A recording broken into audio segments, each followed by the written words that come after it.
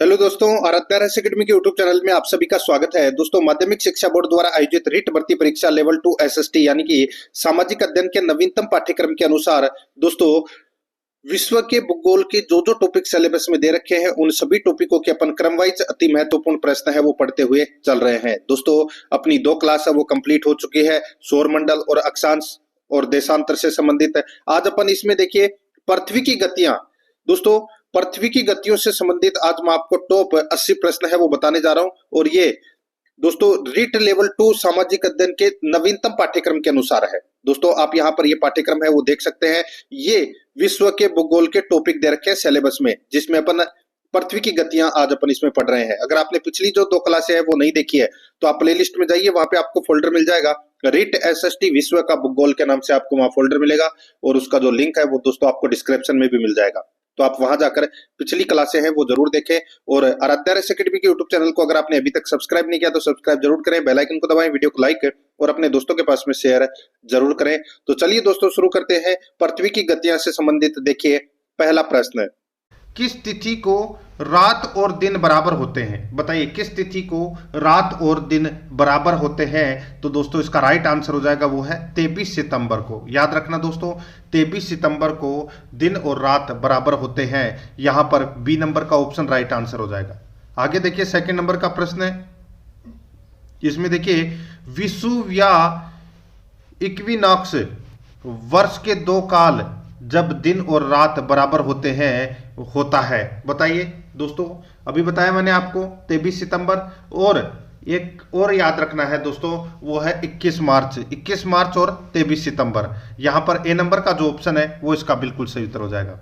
आगे देखिए, वर्ष भर रात और दिन कहां बराबर होते हैं? वर्ष भर रात और दिन बराबर कहां पर होते हैं? तो दोस्तों ये होते हैं भूमध्य रेखा पर। कहां पर? भूमध्य रेखा पर। तो यहां पर सी नंबर का ऑप्शन राइट आंसर हो जाएगा, भूमध्य रेखा पर। आगे देखिए, उत्तरी गोलार्ध में कर्क संक्रांति के समय 12 घंटे का दिन होगा। बताइए, उत्तरी गोलार्ध में कर्क संक्रांति के समय 12 घंटे का दिन होगा। तो दोस्तों इसका राइट आंसर हो जाएगा वो है विषुवत रेखा पर। ठीक है, यहां पर अपना इसमें राइट आंसर हो जाएगा डी नंबर का जो ऑप्शन है वो इसका बिल्कुल सही उत्तर हो जाएगा। अभी मैंने आपको बताया कि वर्ष भर दिन और रात बराबर कहां होते हैं? तो दोस्तों भूमध्य रेखा पर। तो ये भूमध्य रेखा, ये राइट आंसर हो जाएगा इसमें डी नंबर का ऑप्शन बिल्कुल सही। आगे देखिए, उत्तरी गोलार्ध में सबसे छोटा दिन होता है। बताइए, उत्तरी गोलार्ध में सबसे छोटा दिन है वो कौन सा होता है? बताइए, 4 ऑप्शन आपके सामने दिए गए हैं। ये प्रश्न किसी न किसी परीक्षा में पूछे गए प्रश्न भी इसमें शामिल किए गए हैं। ठीक है, उत्तरी गोलार्ध में वर्ष का सबसे छोटा दिन होता है। राइट आंसर हो जाएगा दोस्तों वो होता है 22 दिसंबर। यहां पर इसमें राइट आंसर हो जाएगा 22 दिसंबर। नेक्स्ट आगे देखिए, किस तारीख को सबसे बड़ा दिन होगा? बताइए, कौन सी तारीख को सबसे बड़ा दिन होगा? राइट आंसर हो जाएगा दोस्तों इसमें वो है 21 जून को सबसे बड़ा दिन होगा। यहां पर सी नंबर का ऑप्शन बिल्कुल सही। आगे देखिए दोस्तों, यहां पे 7 नंबर का प्रश्न है। इसमें देखिए, दक्षिणी गोलार्ध में सबसे बड़ा दिन है। दक्षिणी गोलार्ध में सबसे बड़ा दिन है तो वो कौन सा है? तो वो है दोस्तों 22 दिसंबर। दक्षिणी गोलार्ध में सबसे बड़ा दिन कौन सा है? तो वो है 22 दिसंबर। याद रखना दोस्तों, ठीक है, याद रखना 22 दिसंबर है ये दक्षिणी गोलार्ध में सबसे बड़ा दिन है। आगे देखिए, निम्नलिखित तिथियों में से किस में दोपहर को आपकी छाया सबसे छोटी होती है? यानी कि सूर्य है वो लंबवत चमकता है। तो दोस्तों बताइए, किस तारीख को दोपहर को आपकी छाया सबसे छोटी होती है? तो दोस्तों छोटी मतलब शून्य हो जाती है। ठीक है, राइट आंसर हो जाएगा इसमें 21 जून को। राइट आंसर हो यहां पर सी नंबर का ऑप्शन बिल्कुल सही उत्तर हो जाएगा 21 जून को। आगे देखिए, ग्रीष्म अयनांत प्रतिवर्ष होता है। ग्रीष्म अयनांत प्रतिवर्ष होता है तो ये होता है दोस्तों 21 जून को होता है। ये 21 जून को। यहां पर डी नंबर का ऑप्शन राइट आंसर 21 जून को। आगे देखिए, यदि जून में लंदन में सुबह 10 बजे है तो भारतीय मानक समय होगा दोपहर। बताइए कितने? तो कितना आगे है? 5.5 घंटे आगे है। तो 10 में 5.5 घंटे जोड़ दीजिए, कितना हो जाएगा? तो दोस्तों इसमें कितने बज जाएंगे? तो 3:30 बज जाएंगे। तो यहां पर अपना इसमें राइट आंसर हो जाएगा दोपहर 3:30 बजे। यहां पर बी नंबर का ऑप्शन बिल्कुल सही। आगे देखिए, पृथ्वी का झुकाव अपने अक्ष पर, पृथ्वी का झुकाव अपने अक्ष पर 23.4 है, इसका अर्थ है 23.4 है, इसका अर्थ क्या होता है? इसका अर्थ होता है पृथ्वी पर वर्ष भर में ऋतु में परिवर्तन होता है, पृथ्वी पर वर्ष भर में ऋतु में परिवर्तन होता है। तो यहां पर बी नंबर का ऑप्शन राइट आंसर हो जाएगा। आगे देखिए, नीचे दिए गए आरेख दिन विशेष पर पृथ्वी की स्थिति को दर्शाता है। ए बी सी डी तथा ई पृथ्वी की स्थितियां हैं। कौन सी स्थिति में दिन का प्रकाश सबसे ज्यादा घंटों तक रहेगा? बताइए दोस्तों, सबसे ज्यादा घंटों तक कौन सा प्रकाश रहेगा इसमें? यहां पर देखिए ए बी सी डी दिया हुआ है, तो यहां पर इसका राइट आंसर क्या हो जाएगा? वो है दोस्तों, इसमें देखिए डी का प्रकाश है, डी का जो प्रकाश है ये दोस्तों सबसे ज्यादा घंटों तक रहेगा। तो यहां पर अपना इसमें राइट आंसर डी नंबर का जो ऑप्शन है वो इसका बिल्कुल सही उत्तर हो जाएगा। ठीक है, ये यूं घूमेगा तो डी का सबसे ज्यादा समय तक रहेगा। आगे देखिए दोस्तों, यहां पे पृथ्वी द्वारा सूर्य के चारों ओर घूमने को क्या कहा जाता है? पृथ्वी द्वारा सूर्य के चारों ओर घूमने को क्या कहा जाता है? तो इसको कहा जाता है दोस्तों परिक्रमण काल। क्या कहा जाता है? परिक्रमण काल कहा जाता है। डी नंबर ऑप्शन बिल्कुल सही। देखिए, ज्यादा से ज्यादा आपको सुनने की कोशिश करना है, क्योंकि सुनने से ज्यादा याद होता है। आगे देखिए, पृथ्वी अपने अक्ष पर घूमती है। पृथ्वी अपने अक्ष पर घूमती है, यह भी प्रश्न काफी बार परीक्षा में पूछा जा चुका है। राइट आंसर हो जाएगा पश्चिम से पूर्व की ओर घूमती है दोस्तों। राइट आंसर इसमें ए नंबर ऑप्शन बिल्कुल सही। आगे देखिए, पृथ्वी दिन कहलाता है। बताइए, पृथ्वी दिन कहलाता है तो कौन सा कहलाता है दोस्तों? दोस्तों, पृथ्वी द्वारा अपने अक्ष पर घूमने में लिया गया समय है, पृथ्वी द्वारा अपने अक्ष पर घूमने में लिया गया समय है, वो पृथ्वी दिन कहलाता है। राइट आंसर इसमें सी नंबर ऑप्शन हो जाएगा। 16 नंबर का प्रश्न इसमें देखिए, पृथ्वी एवं सूर्य के मध्य अधिकतम दूरी की स्थिति कौन सी है? बताइए, पृथ्वी एवं सूर्य के मध्य, पृथ्वी एवं सूर्य के मध्य अधिकतम दूरी की स्थिति को किस नाम से जानते हैं? तो दोस्तों, किस नाम से जानते हैं? इसको अपसोर के नाम से जानते हैं दोस्तों, अपसोर के नाम से। ठीक है, अपसोर। आगे देखिए, यहां पर अपने कक्षीय समतल पर पृथ्वी के कोण क्या है? अपने कक्षीय समतल पर पृथ्वी के कोण क्या है? तो दोस्तों, पृथ्वी का जो कोण है वो है दोस्तों 66.5 डिग्री। कितना है? 66.5 डिग्री है, याद रखना 66.5 डिग्री। तो यहां पर डी नंबर का ऑप्शन राइट आंसर हो जाएगा। आगे देखिए, निम्नलिखित में से कौन सी पृथ्वी दिन की परिभाषा है? कौन सी पृथ्वी दिन की परिभाषा है? तो आप यहां पर देख सकते हैं दोस्तों, देखिए, पृथ्वी का अपने अक्ष पर एक चक्कर लगाने में जो लगा समय है वो पृथ्वी दिन है की परिभाषा है। मैंने आपको थोड़ी देर पहले बताया था। राइट आंसर इसमें डी नंबर का ऑप्शन बिल्कुल सही। आगे देखिए, जब दिन और रात की अवधि बराबर होती है तो सूर्य की किरणें सीधी पड़ती है। कहां पर? अभी बताया था मैंने आपको दोस्तों, इसका राइट आंसर हो जाएगा भूमध्य रेखा पर। यहां पर इसमें बी नंबर का ऑप्शन राइट आंसर हो जाएगा। ठीक है, आगे देखिए, निम्नलिखित तिथियों में से किस पर ग्रीष्म अयनांत होता है? तो बताइए, ग्रीष्म अयनांत कौन सी तिथि पर होता है? बताया था दोस्तों ये भी मैंने आपको 21 जून। तो यहां पर इसमें राइट आंसर हो जाएगा डी नंबर का ऑप्शन है वो इसका बिल्कुल सही उत्तर हो जाएगा 21 जून। ठीक है, अभी बताया था मैंने आपको कि दोस्तों ग्रीष्म अयनांत प्रतिवर्ष 21 जून को होता है। ठीक है, तो यहां पर इसमें राइट आंसर क्या हो जाएगा? वो है डी नंबर का जो ऑप्शन है वो इसका बिल्कुल सही उत्तर हो जाएगा। आगे देखिए दोस्तों, यहां पे देखिए, प्रदीप्ति व्रत है। बताइए, प्रदीप्ति व्रत क्या है? ये तो सभी को पता होना चाहिए दोस्तों। प्रदीप्ति व्रत है, ये क्या है? तो ये दोस्तों व्रत जो ग्लोब पर दिन को रात से विभाजित करता है, व्रत जो ग्लोब पर दिन को रात से विभाजित करता है वो कहलाता है प्रदीप्ति व्रत। तो यहां पर अपना इसमें बी नंबर का ऑप्शन राइट आंसर हो जाएगा। आगे देखिए, 22 नंबर का प्रश्न है, 21 मार्च और 23 सितंबर को पूरी पृथ्वी पर दिन और रात बराबर होते हैं, इसका कारण है। 21 मार्च और 23 सितंबर को पूरी पृथ्वी पर दिन और रात बराबर होते हैं, इसका कारण है। तो दोस्तों, इसका कारण क्या है?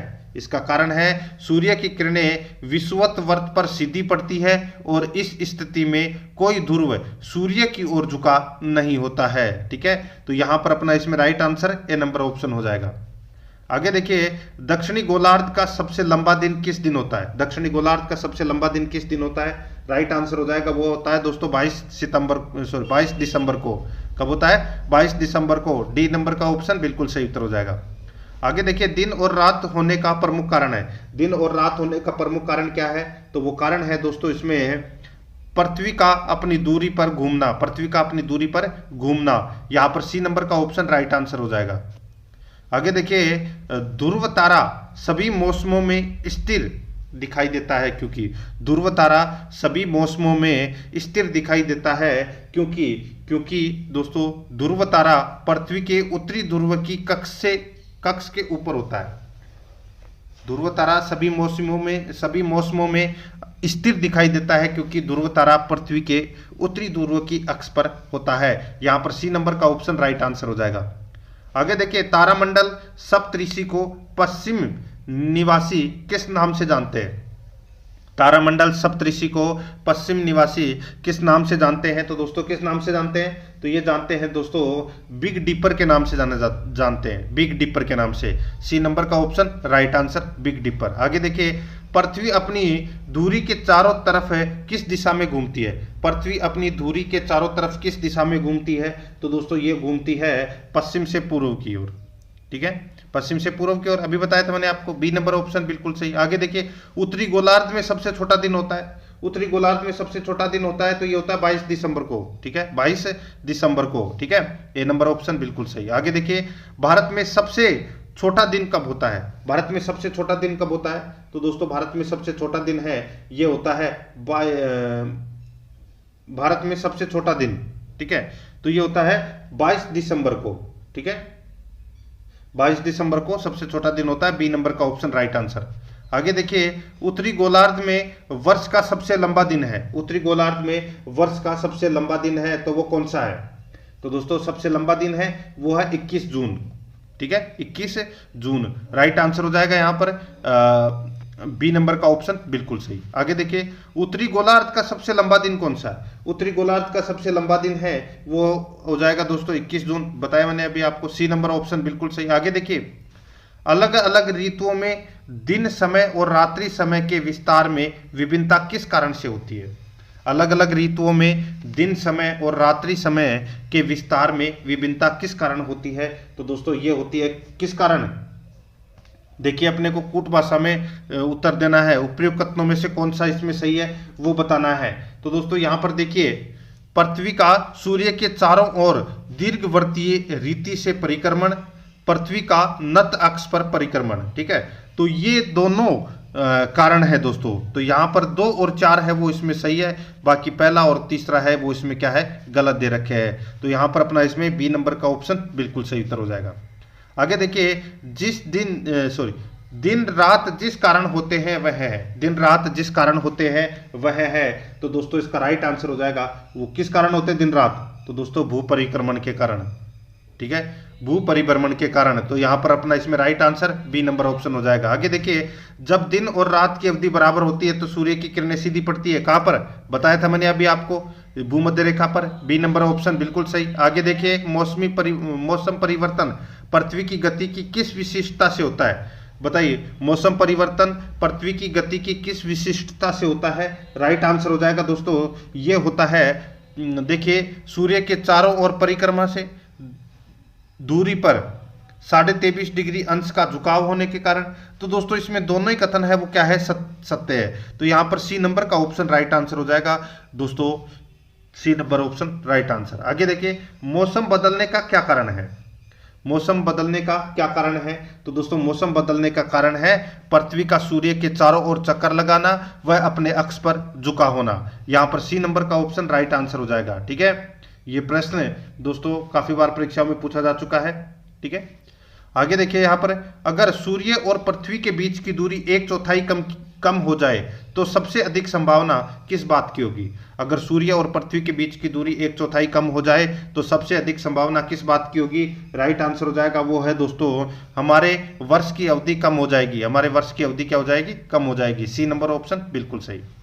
देखिए, कथन ए और कारण आर दिया गया है, बताना है कि कौन सा सही है। ठीक है, देखिए यहां पर कृत्रिम उपग्रह हमेशा पृथ्वी से पूर्वी दिशा में छोड़े जाते हैं, गलत हो जाएगा दोस्तों, हमेशा पूर्वी दिशा में नहीं छोड़े जाते। ठीक है, तो और देखिए पृथ्वी पश्चिम से पूर्व की ओर चक्कर लगाती है, इसलिए उपग्रह को निकास वेग मिल जाता है। बिल्कुल सही है। तो यहाँ पे पश्चिम दिशा में छोड़े जाते हैं, तो यहाँ पर पहला नंबर का है वो कथन इसमें गलत हो जाएगा, और कारण है वो क्या है, इसमें सही है।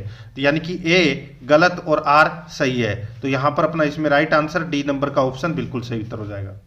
आगे देखिए, पृथ्वी के परितः घूमने वाले उपग्रह से बाहर गिराई गई गेंद, पृथ्वी के परितः घूमने वाले कृत्रिम उपग्रह से बाहर गिराई गई गेंद दोस्तों पृथ्वी के परितः उपग्रह के समान आवर्तकाल के साथ उसी की कक्षा में घूमती रहेगी। यहां पर डी नंबर का ऑप्शन बिल्कुल सही उत्तर हो जाएगा। आगे देखिए, पृथ्वी पश्चिम से पूर्व की ओर कितने समय में अपना परिभ्रमण पूरा करती है? पृथ्वी पश्चिम से पूर्व की ओर कितने समय में अपना परिभ्रमण पूरा करती है? इसका राइट आंसर हो जाएगा वो है दोस्तों, इसमें बताइए कौन सा, तो वो है 23 घंटे 56 मिनट 4 सेकंड में। यहाँ पर सी नंबर का ऑप्शन बिल्कुल सही उत्तर हो जाएगा। आगे देखिए, एक सौर दिवस की अवधि कितनी होती है? एक सौर दिवस की अवधि कितनी होती है? तो ये होती है दोस्तों 24 घंटे। ठीक है, एक सौर दिवस की अवधि कितनी होती है? 24 घंटे। यहाँ पर ए नंबर ऑप्शन बिल्कुल सही। आगे देखिए, पृथ्वी 1 घंटे में कितने किलोमीटर की परिभ्रमण दूरी तय करती है?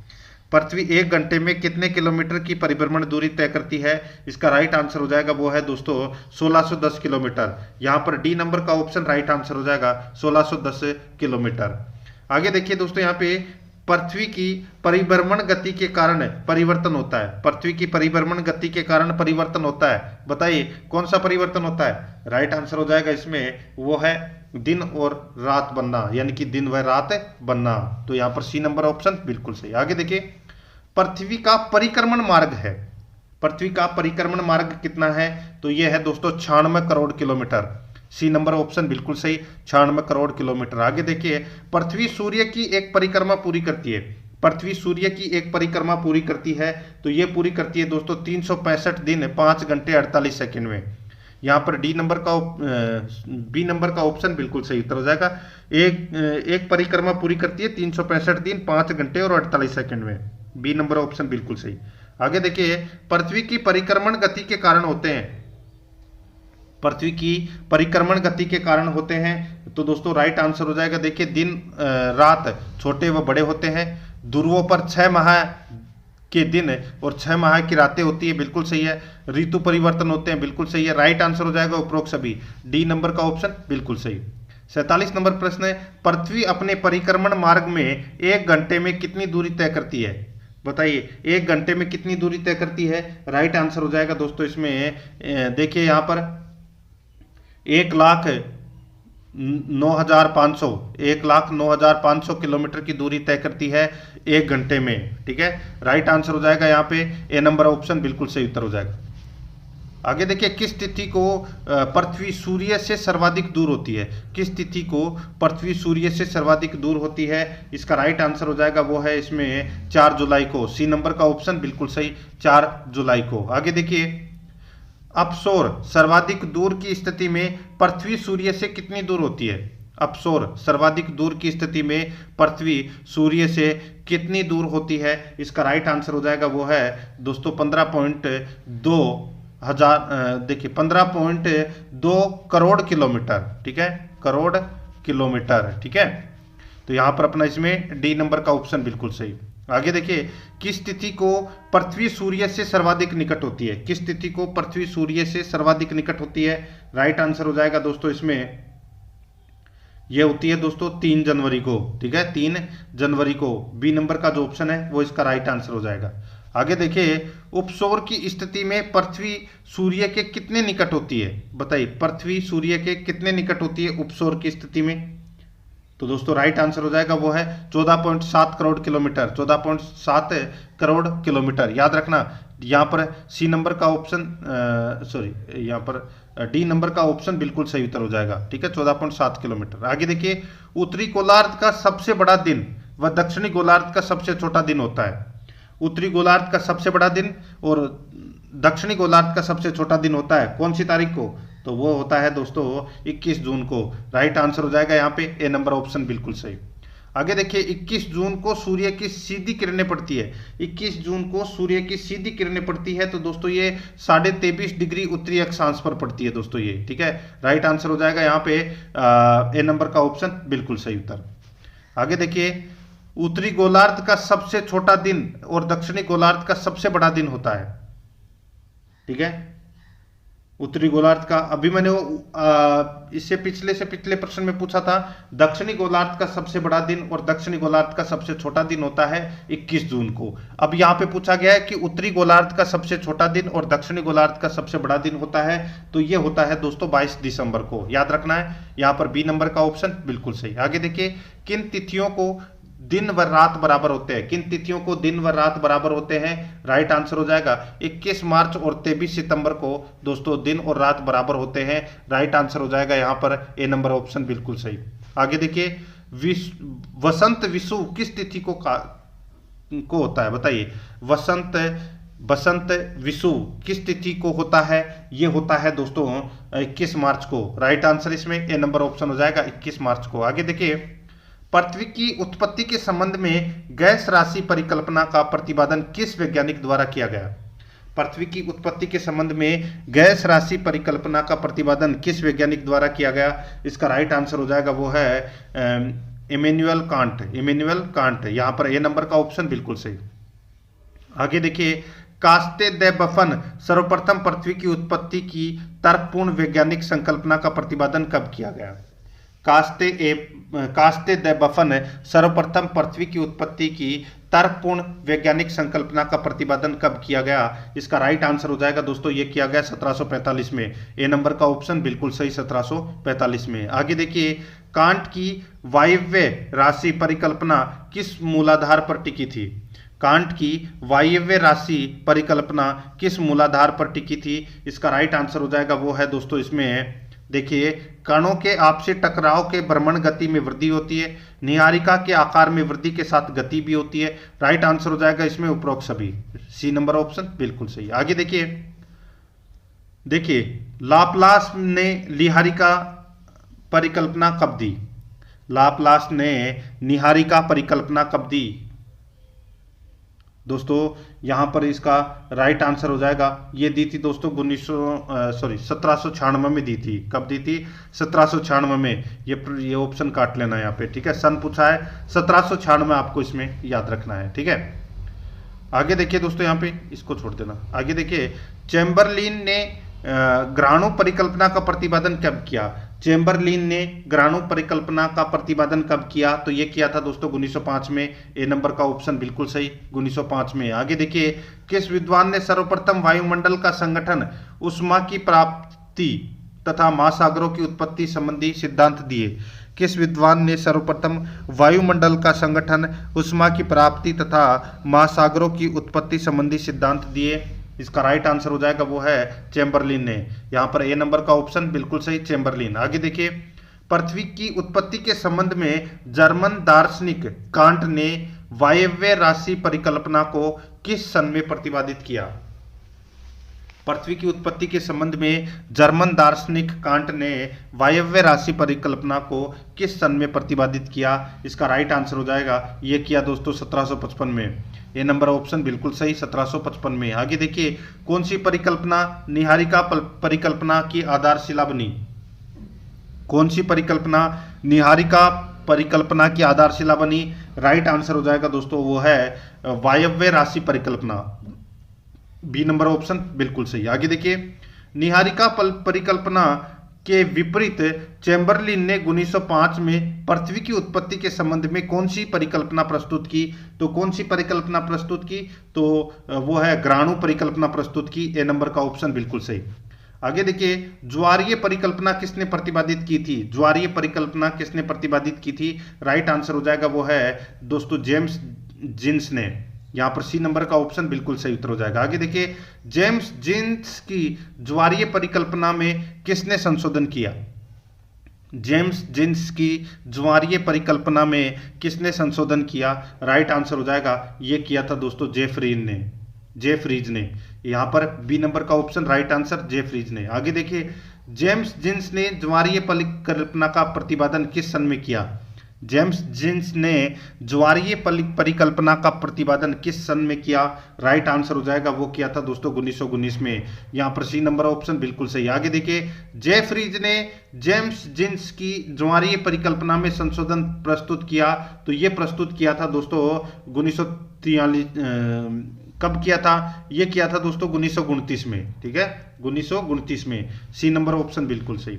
आगे देखिए, ओटो शिमिड की अंतर तारक धूल परिकल्पना किस सन में प्रतिपादित की गई? तो कौन सी सन में प्रतिपादित की गई? तो ये की गई 1943 में। यहां पर ए नंबर का ऑप्शन बिल्कुल सही। आगे देखिए, अद्वैतवादी संकल्पना का विचारक नहीं है, अद्वैतवादी संकल्पना का विचारक नहीं है, तो वो है दोस्तों चेम्बरलिन। यहां पर डी नंबर का ऑप्शन बिल्कुल सही उत्तर हो जाएगा चेम्बरलिन। आगे देखिए, द्वैतवादी संकल्पना का विचारक है, द्वैतवादी संकल्पना का विचारक है तो वो कौन है? तो वो है जेम्स जीन्स। ए नंबर ऑप्शन बिल्कुल सही। आगे देखिए, रदरफोर्ड ने रेडियो सक्रिय पदार्थों के आधार पर चट्टानों की आयु निर्धारण का प्रयोग किस सन में किया? तो कौन सी सन में किया? इन्होंने किया था 1904 में। यहां पर बी नंबर ऑप्शन बिल्कुल सही। आगे देखिए, जोली के अनुसार अपने प्रयोग के आधार पर सागरों में लवणता की मात्रा ज्ञात की गई। सागरों में लवणता की मात्रा है ये दोस्तों 1.6 इंटू 10 की घात 32 ग्राम दर्ज की गई है, मात्रा ज्ञात की है। राइट आंसर हो जाएगा इसमें ए नंबर ऑप्शन बिल्कुल सही। आगे देखिए, जोली के अनुसार प्रतिवर्ष भूतल से कितने ग्राम लवण महासागरों में जमा किया जाता है? तो बताइए, इसका राइट आंसर हो जाएगा वो है 1.56 इंटू 10 की घात में 14, ठीक है। राइट आंसर इसमें बी नंबर ऑप्शन हो जाएगा। आगे देखिए, तेजोदगार तत्वों के आधार पर पृथ्वी की प्राचीनतम चट्टानों की आयु, पृथ्वी की प्राचीनतम चट्टानों की आयु दोस्तों इसमें 3 अरब 70 करोड़ है, 3 अरब 70 करोड़। यहां पर ए नंबर का ऑप्शन बिल्कुल सही उत्तर हो जाएगा। आगे देखिए, भूवैज्ञानिक समय मापनी पर सबसे बड़ी इकाई है, तो दोस्तों सबसे बड़ी इकाई है तो इसका राइट आंसर हो जाएगा वो है दोस्तों इसमें कौन सा? तो वो है महाकल्प। यहां पर डी नंबर का ऑप्शन बिल्कुल सही, महाकल्प। आगे देखिए, मत्स्य युग किसे कहते हैं? मत्स्य युग किसे कहते हैं? तो ये कहते हैं दोस्तों डेवोनियन काल, मत्स्य युग को कहते हैं। ए नंबर ऑप्शन बिल्कुल सही। आगे देखिए, कोयला युग किसे कहते हैं? कोयला युग किसे कहते हैं? तो दोस्तों ये कहते हैं कार्बोनिफेरस युग को कोयला युग कहते हैं। बी नंबर ऑप्शन बिल्कुल सही। आगे देखिए, खड़िया युग कहा जाता है, खड़िया युग किसे कहा जाता है? दोस्तों ये कहा जाता है किसे? तो ये क्रिटेशियस युग को कहा जाता है दोस्तों, खड़िया युग, ठीक है। तो यहां पर अपना इसमें राइट आंसर हो जाएगा सी नंबर का ऑप्शन बिल्कुल सही। तो दोस्तों, प्रश्न आपको कैसे लगे कमेंट में जरूर बताएं और आराध्या रेस एकेडमी के यूट्यूब चैनल को सब्सक्राइब जरूर करें, बेल आइकन को दबाएं, वीडियो को लाइक और अपने दोस्तों के पास में शेयर जरूर करें। मिलते हैं दोस्तों नेक्स्ट क्लास में। जय हिंद, जय भारत।